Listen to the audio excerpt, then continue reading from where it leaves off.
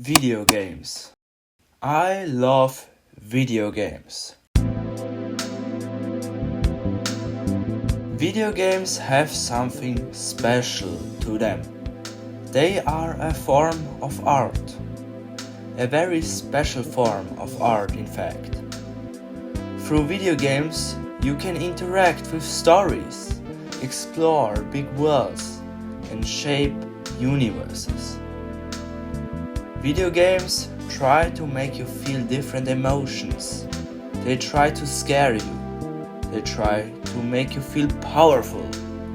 Every game wants you to feel a certain way. Some games are very light-hearted, and some have very emotional stories. There are different kinds of video games out there. For example, platformers, 3D or 2D. There are racing games or role-playing games. Some are good and some fall flat. In the last year or so, I tried some new genres of games. Before that, I played things like Mario or Zelda on the Wii U and Nintendo Switch. I also played games like Stray on the PS4. But ever since I got a PC, I could try some new things like first-person shooters.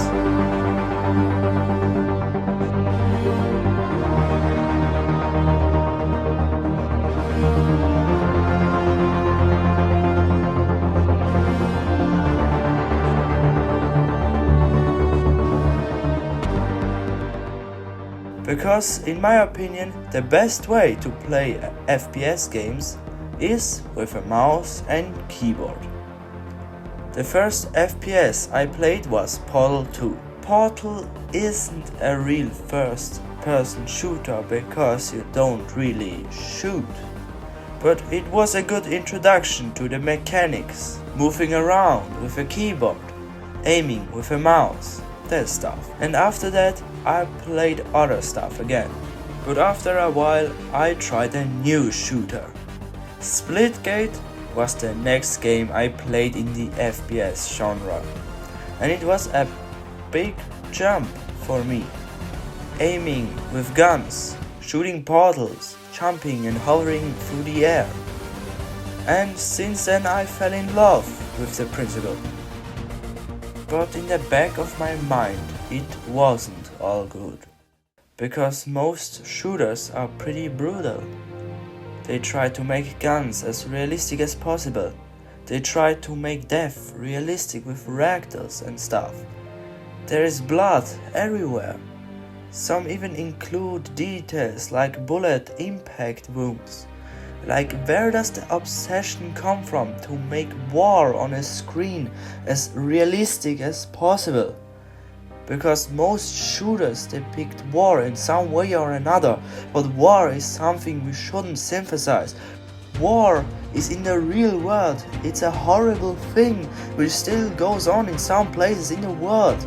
New wars start and old ones end, but humanity can't just leave it. They have to do it again and again. So I am pretty divided when I think about games which let you play as a soldier in war. So I never played games like Call of Duty or Battlefield. When I play shooters, I play something light-hearted like Splitgate, The Finals, Fortnite or the almighty Team Fortress 2. Sometime later, a Steam sale came around and I played some new FPS games. Some think they are the best FPS games ever made. Of course, I am talking about the Half-Life series. I was immediately hooked.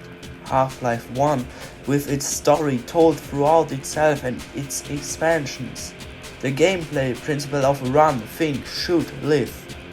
Half-Life 2 with its depiction of a post-apocalyptic world and the excellent physics engine, they are truly masterpieces. A few weeks ago, another game got my attention. When people talk about Metro Exodus was a game I heard about in a video from GMTK about how immersive it is. I watched the video and moved on. In a Steam sale, I saw the game again though, so I watched GMTK's video again. After that, I bought the game and played it. And after I finished it, I immediately played it again. And that was a rare case for me, because I either play a game once and then leave it forever, or I come back to it sometime later. Like I played through Half-Life 2 3 times, and I played Black Mesa twice. But every time with a break for like 2 months. There's only one other game I played twice in a row, and that game is Titanfall 2. I made a whole video about Titanfall 2 and why it is such a great game, but Titanfall 2 is a very short game you could finish in an afternoon. But Metro Exodus is a 20-hour long story game, so why did I immediately play it again? What is so good about Metro Exodus? That's what I want to talk about in this video. So strap in and get ready for the train ride of a video essay. No pun intended.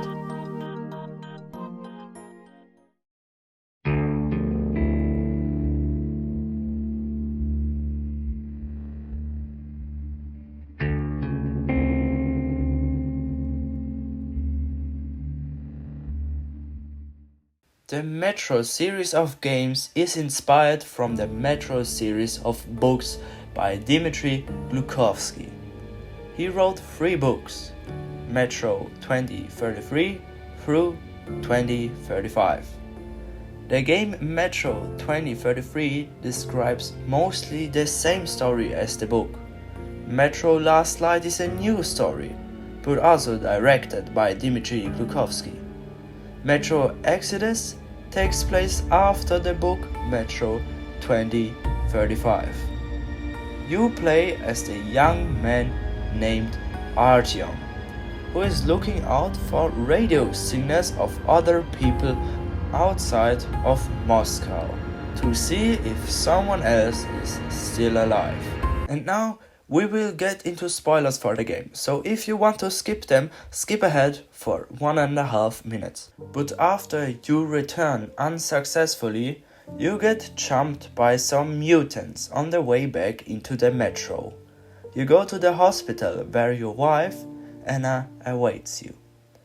You get back on your feet and continue to look for signals, despite what your friends and Anna says.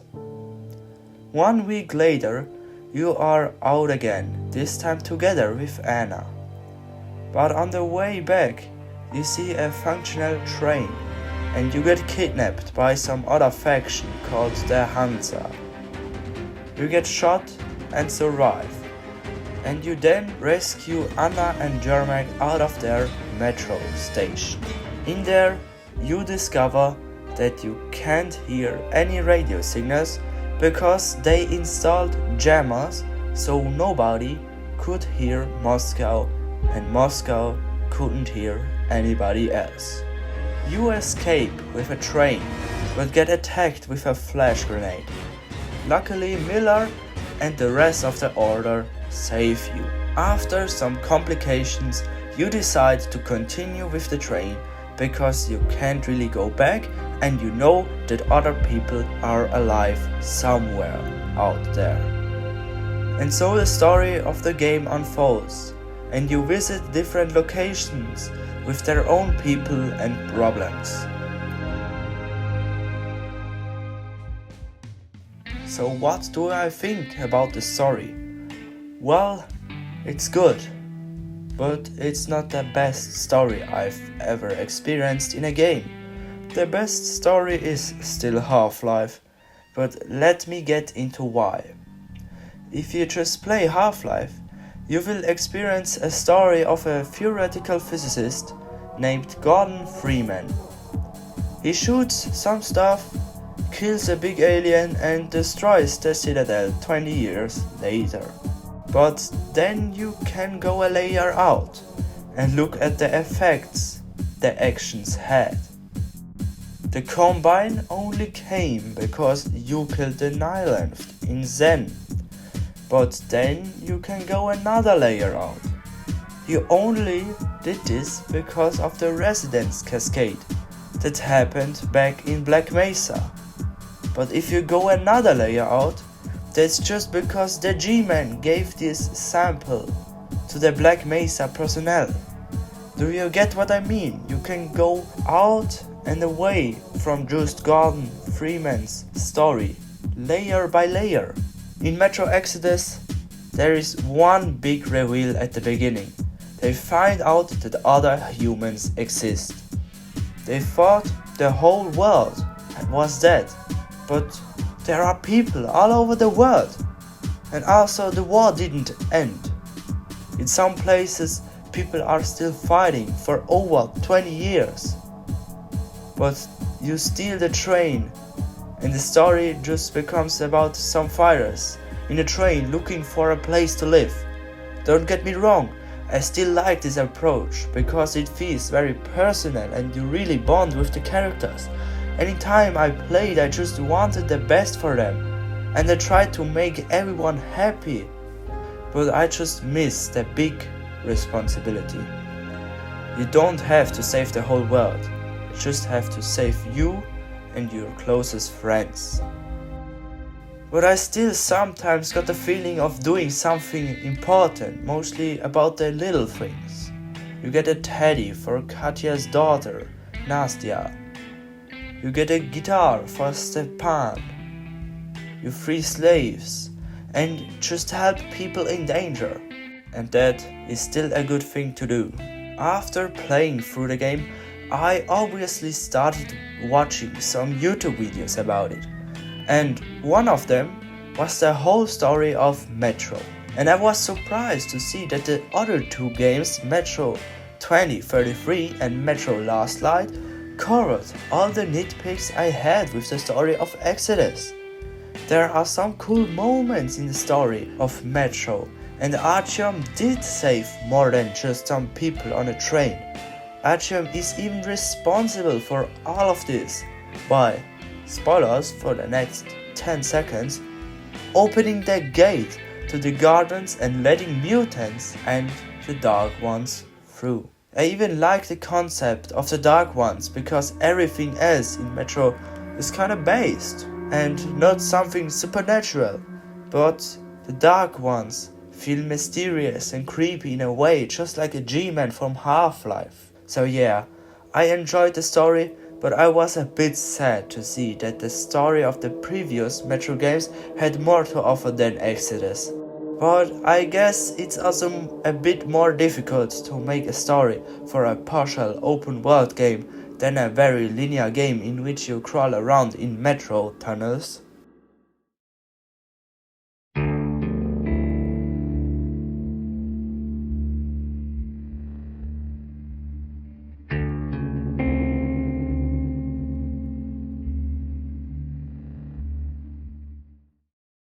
Metro Exodus Enhanced Edition is a 5-year-old game at this point. And I am a bit on the fence about the graphics, because the quality differs very much. In some places, the game looks absolutely stunning. Light rays, ray tracing, sharp shadows, and sometimes the game looks like a 15-year-old game. Most of the time this is when there is no light source present. Like I am in the world outside and stuff, but there aren't any shadows at all and the lighting is flat and boring. There is also a problem when you are inside of small buildings, mostly in the Caspian Desert level, where the game has some flickering light and it just feels cheap. Like I don't know if this was because I was using DLSS, but I thought to myself I used DLSS on quality mode, so that can't be the thing. I even think the game looked just bad for me, even when playing on ultra settings, because I had some settings I didn't fully understand because I have never seen them in other games, and there aren't any text explaining them. I now finished 4 playthroughs. 1 on ultra, 1 on high, 1 on low, and 1 on high again. And the game looks the same. It doesn't really look particularly worse or better from a distance. The biggest difference made the gamma slider for me. And when I look at YouTube videos, the game just looks so much better for them. Well, I don't know what I did wrong with my graphic settings, but judging from the videos, the game is very detailed and looks very good. Every area gives off a different vibe. The hot desert and the cold Volga, the taiga looked especially great. The game also shines in its dark places, and especially the level Moscow and the dead city looked very good and captured the atmosphere perfectly. That leaves just one level I didn't talk about, and that is the bunker full of cannibals. And well, the area also looks great, but I think the theme was a bit uninspired because it looked like any other bunker despite it being its own level. So the game looks great, at least for every other human except me. But there are still some general problems. There is some sea fighting in the lockers, which you will definitely notice because they are all over the game. Some LODs load a bit slowly and sometimes the textures won't load correctly, so you just have some general colors and a big blurry mess. The game also freezes from time to time, mostly in the Volga level. Sometimes it continues to run and sometimes I have to crash my entire PC because I couldn't get my mouse cursor back on the screen. So I can't say it ran particularly well, but maybe that's just because I pushed my system like I never did before. Like I played on ultra settings with high ray tracing and quality DLSS on a 4060 laptop GPU, and it still ran at 60 FPS. So maybe I expected a bit too much from my laptop. Like I still played on 60 FPS, but maybe sometimes it just got too much. So the game is a bit unstable and it has some very minor problems, but I can look over them. Like it crashed 3 times while I played over 40 hours. And even if you play on the lowest settings, like I do for my 3rd playthrough, the game still looks absolutely beautiful and realistic, if that's important for you. Let's look at the audio side of things. The game's soundtrack is cool and it has some good tracks, especially the theme on the main menu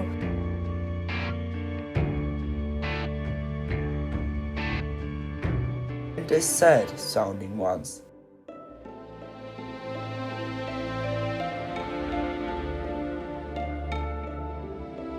There are also some very cool ones for fighting scenes.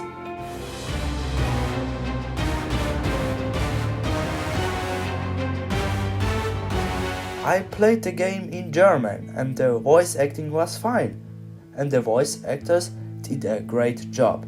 Sadly the animations didn't sync up that well though, and I didn't have the Russian accent like in the English dub.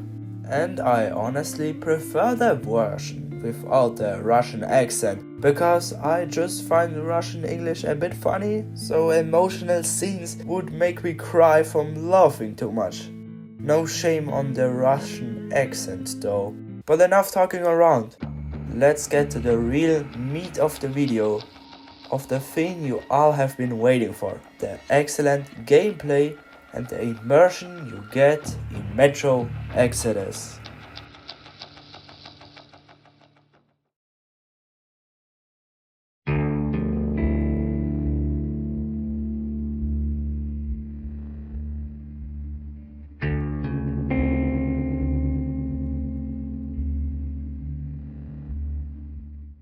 Metro Exodus is a game which really tries to sell the feeling of being in a post-apocalyptic world with dangerous mutants and some people with strange opinions on the world.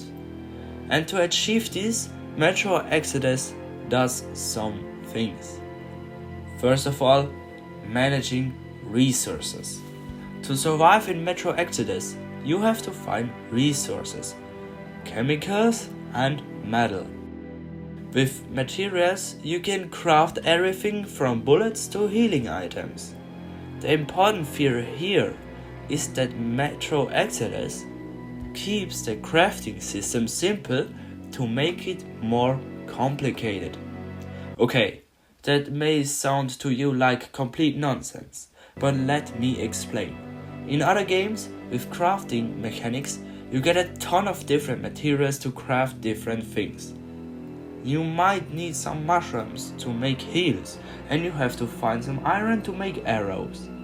So if you get to a workstation in those games, you make what you can craft out of the found materials. But in Exodus, everything is crafted out of 2 materials, and you never have enough to make everything, at least if you play at higher difficulties. But we will get to that later. So if you find a workbench, you don't just mindlessly craft everything you can. You instead have to really think about what you need next. You are before a big fight. Do you now craft some ammo? Or do you want to be sure not to die and craft a medkit? Do you have to clean your weapon? Do you have enough chemicals to clean all of them? You want to stealthily get into a bandit camp? Maybe it's smart to craft some throwing knives beforehand. Do you see what I mean?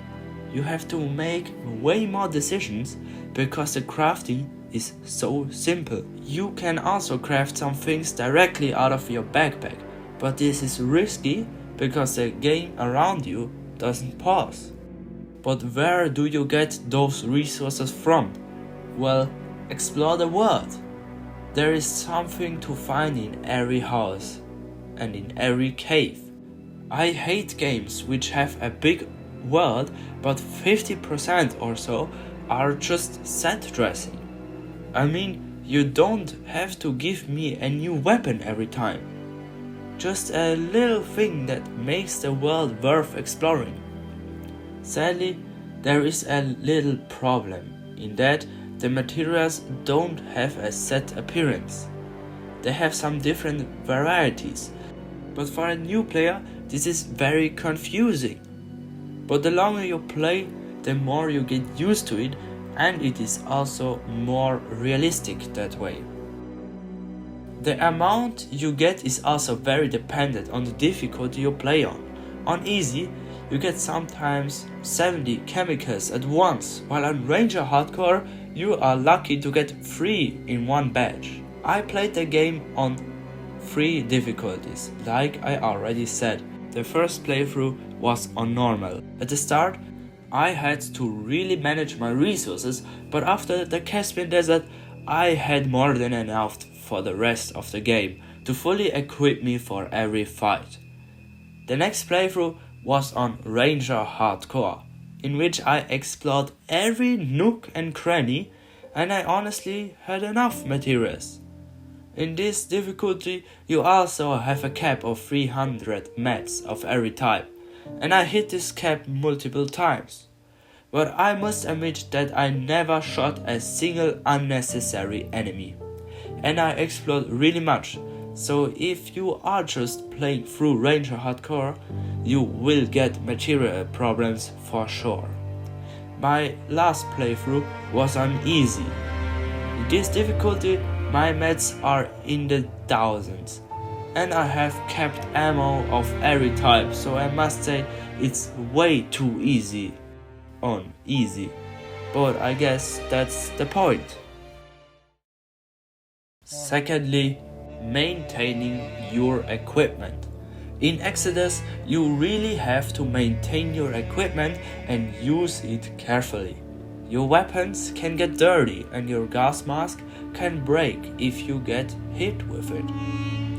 That opens up a lot of cool gameplay moments, and it is another thing you have to strategize around. For example, there is a sandstorm coming. The weapon you have in your hands will get dirty in the sandstorm. So will you now switch from your AK to your sniper, which you use way less, but run the risk of getting ambushed and having no time to switch back to your AK in close combat?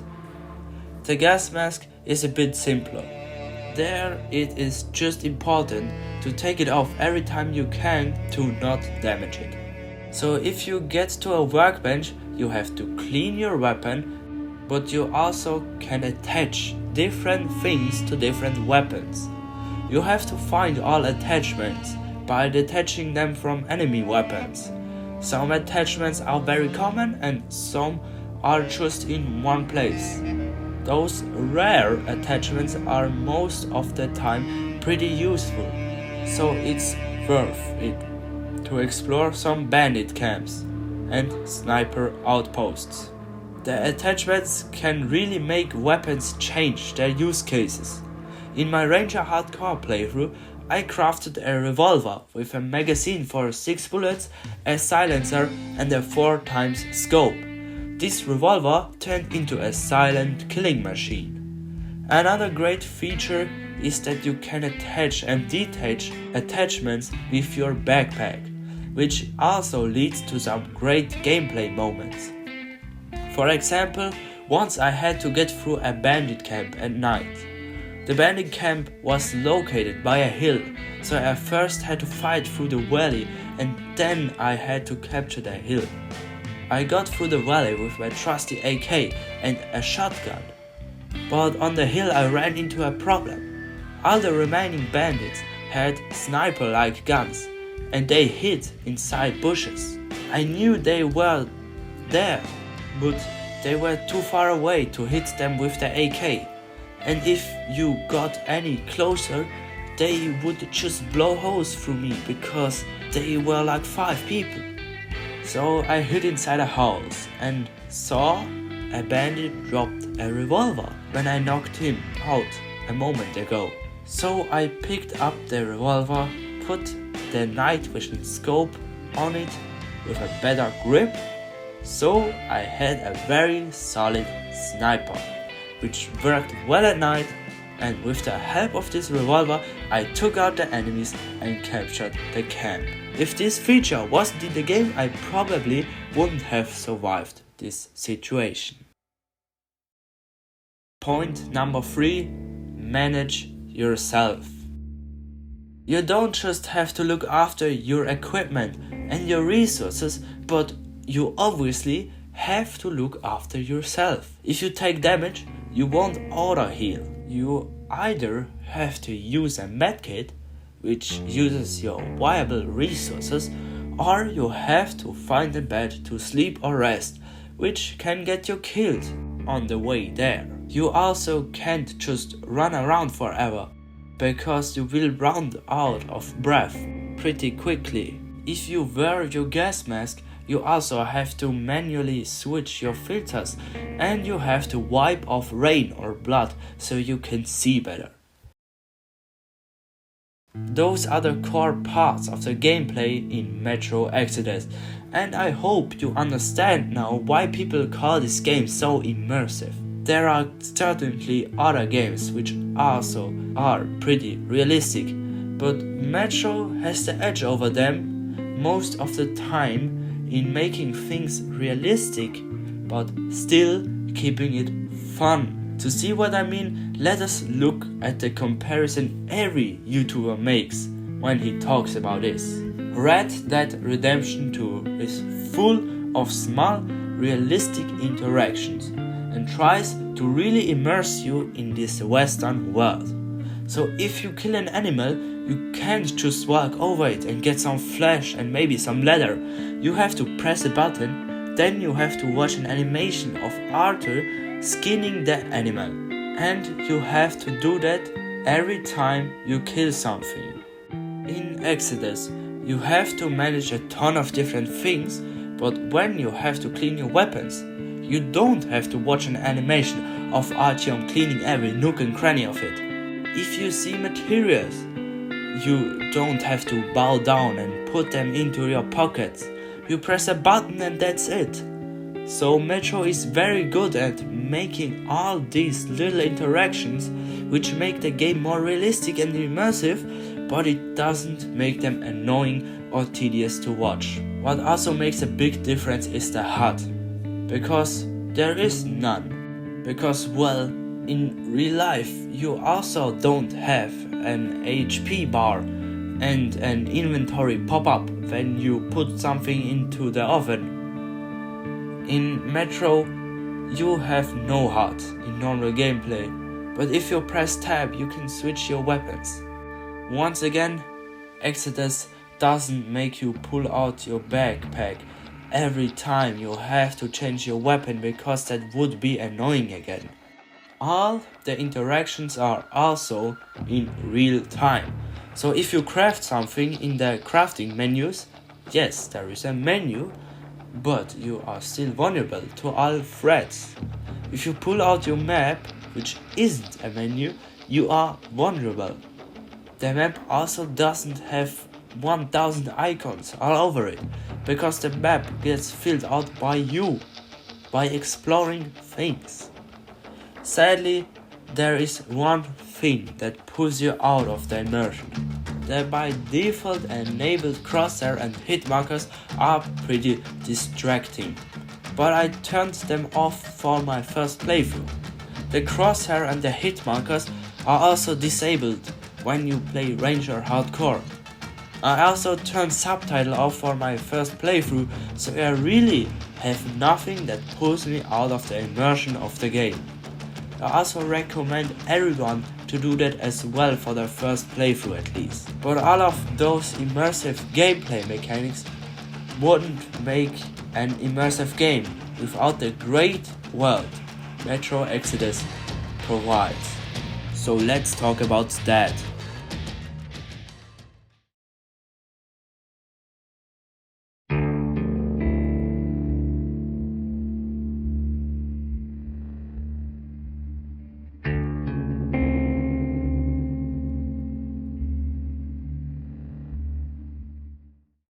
The world of Metro Exodus feels special to other video games, because the world of Metro Exodus just seems alive and lived in. Like, if I see a town in a Zelda game, I still know that that is a town in a video game.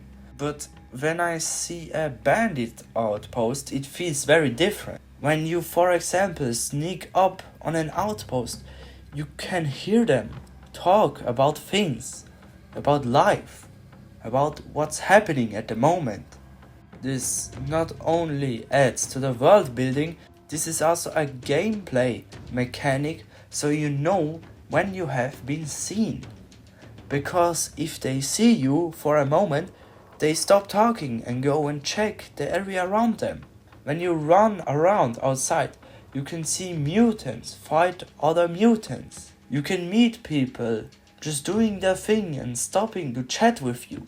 The talking in the game is also very well done, because there is no dialogue box, but that's pretty obvious. But on the train between missions, you can go to talk to each and everyone on the train. They will all tell you interesting things about themselves and about others. It's genuinely interesting to listen to them talk on and on, but they also don't just talk to you. They talk to each other. They do different things together. You can join them or listen to them. Their dialogues will change if you are actually with them, or if you just listen to them from another room. If there is a team meeting where all of the Spartans stand in a circle, you can just stare at someone and they eventually will look back for a moment. Sometimes someone stares at you. Those interactions just feel very human, and the developers put a lot of work into them. Another aspect of the world are their overall problems. Volga has religious people that capture incredulous people, but you can help them, free them in some cases. Also, many have different reactions to you. Some are scared to see you, some welcome you. You can also find a lot of interactions there. But let's look at the structure for a second. Some levels in Metro Exodus are very linear, like the first level you are in. You are first in the metro, then on the surface, but it is very linear. Those levels allow for some big cinematic set pieces and some cool action sequences. The first open zone area is the Volga. There you still have places you have to go, but you can do what you want on the way there. Or you can stray off in a random direction and see what you will find.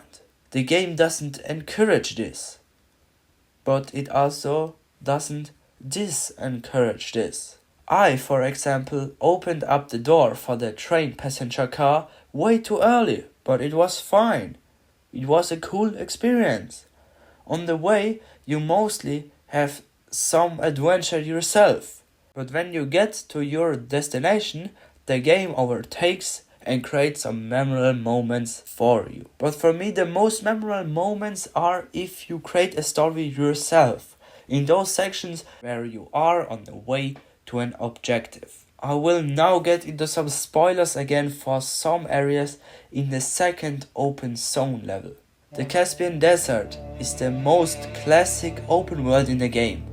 You still have your objectives, which lead to linear levels, but there are way less of them. Because of that, you can play through the desert pretty fast if you ignore all of the side content, because there are only 3 main objectives.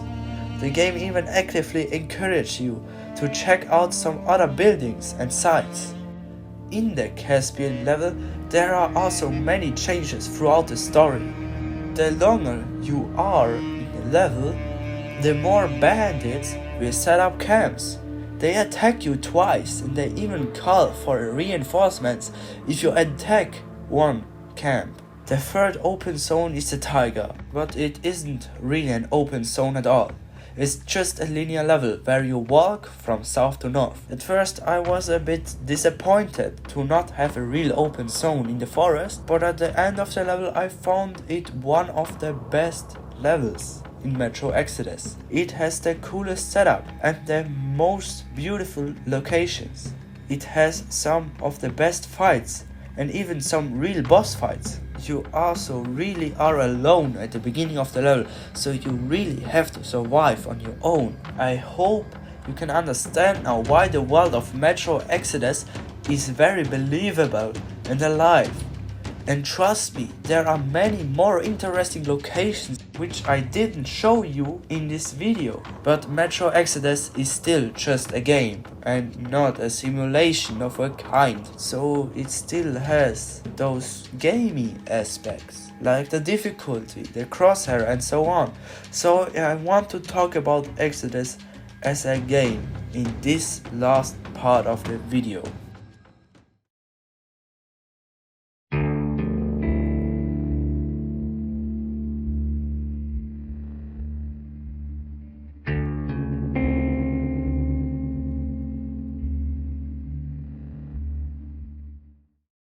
First of all, I want to give you some advice if you want to play this game for yourself. Select the difficulty wisely, because it heavily alters the way you approach the survival and the combat in this game. I recommend at least playing on normal or on hard for your first playthrough, because easy is just way too easy and you won't get the full experience. I also recommend turning off hit markers and the crosshair, because you don't need the crosshair at all, because you will put laser sights on your weapon anyways, and the hit markers just pull you out of this immersiveness. For your second playthrough, because trust me, you will want to play this game again, I recommend playing on the Ranger Hardcore difficulty. If you select this, you will be asked to play with button prompts or without them.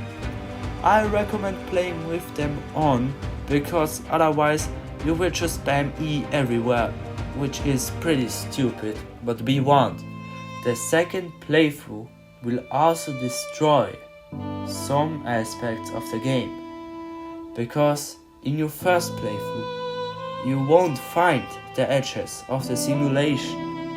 You don't know if the game did all this because of AI or because you made your own choices. But a lot of that will be revealed to you in your second playthrough. But that's your own choice. I also 100%ed the game and played through it 4 times because of that. I certainly didn't like every second of it, but it was a fun time 100%ing this game. I recommend you look at guides or you will just lose a lot, and I mean a lot of time doing all the achievements. And with all that, I come to this.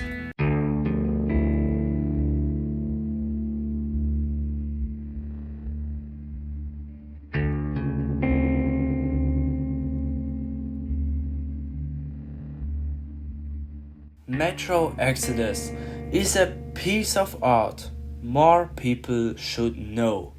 The interesting story, the awesome characters, the immersive gameplay and the beautiful world create something you won't forget that fast. Sadly, playing top tier games also has some negatives, because you want your next similar game to be as good as the one you just played. Because after I played Metro Exodus, I looked differently at every story game or FPS I came across. There are certainly games which can top Exodus, but there are a lot of games which can't even reach the feet of Exodus.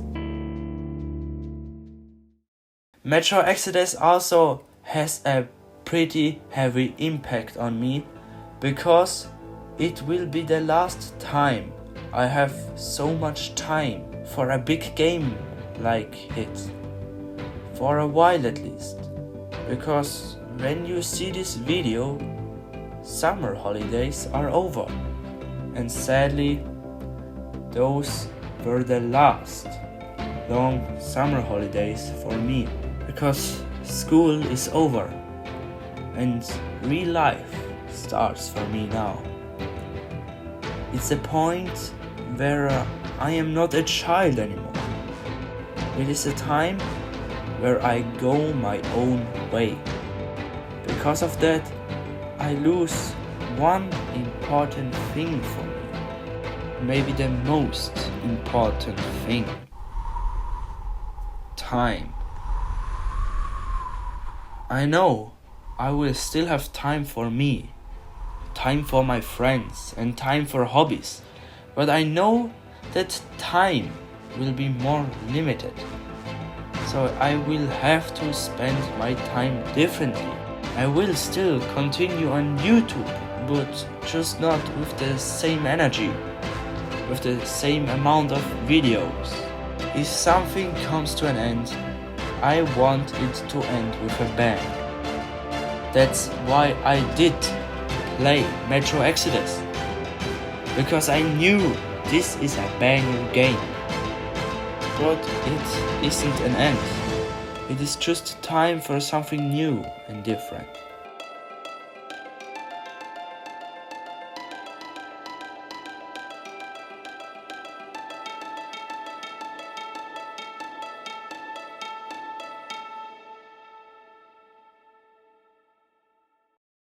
Thank you for listening to me all this time. If you made it to this point, you may like this video, so I recommend subscribing. But I leave it to you, because small YouTubers are most of the time hard to subscribe, because you don't know if they will keep making good videos. But if you want to make sure check out my other videos. Anyways, I hope you learned something in this video. Maybe you found a cool new game to check out. I just wish you the best of luck if you don't want to stick around. Thank you for watching and have a wonderful weekend. Bye bye.